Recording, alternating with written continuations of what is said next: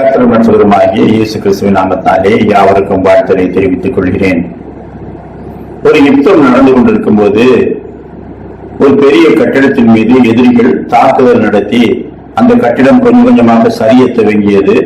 எனவே மக்கள் அலறி அடித்து அதிலிருந்து வெளியே ஓடினார்கள்.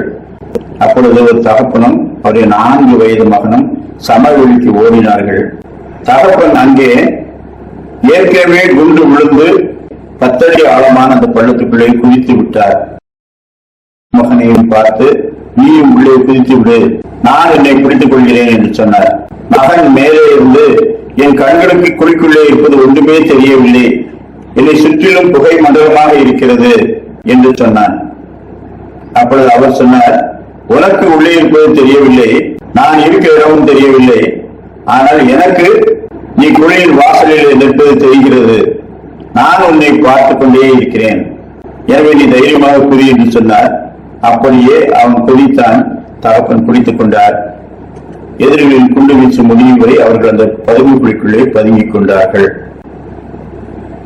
ஆனால் இன்றைக்கும் நாம் நடந்து செல்லும் பாதையிலே நாம் கர்த்தரை காண முடியவில்லை. ஆனால் கர்த்தர் நம்மை கண்டுகொண்டே இருக்கிறார்.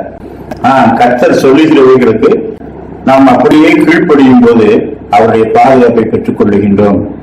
வழிநடந்து வரும் பாதையெல்லாம் அநேக இடர்பாடுகள் உண்டு. ஆனாலும் கர்த்தர் மேலிருந்து நம்மை பார்த்துக் கொண்டிருக்கின்றார். நாம் செய்ய வேண்டியது இன்னதென்று அவர் அறிந்திருக்கின்றார். எனவே அவருடைய கட்டளைகளுக்கு முழு மனதோடு கீழ்ப்படிவோம். யாத்திராகமம் 15:25 மோசே கர்த்தரை நோக்கி கூப்பிட்டான். அப்பொழுது கர்த்தர் மோசேக்கு ஒரு மரத்தை காண்பித்தார். அதை அவன் தண்ணீரில் போட்டவுடனே அது மதுரமான தண்ணீர் ஆயிற்று. என்னாகமம் 21:9 அப்படியே மோசே ஒரு வெண்கல சர்ப்பத்தை உண்டாக்கி அதை ஒரு கம்பத்தின் மேல் தூக்கி வைத்தான்.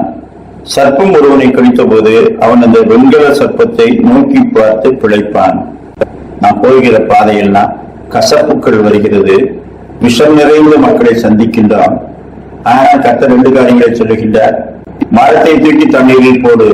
மரத்தை தூக்கி போட்டால் எப்படி தண்ணீர் முதலமாகும்? விஷம் நிறைந்த பாம்பு உன்னை கடிக்கும் போது வெண்கல சர்ப்பத்தை நோக்கிப்பார்.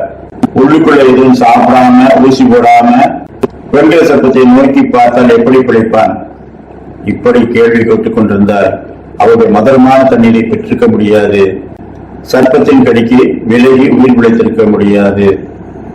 நோக்கிப்பார் என்றால் நோக்கி பார்க்க வேண்டும், மரத்தை போடு என்றால் போட வேண்டும்.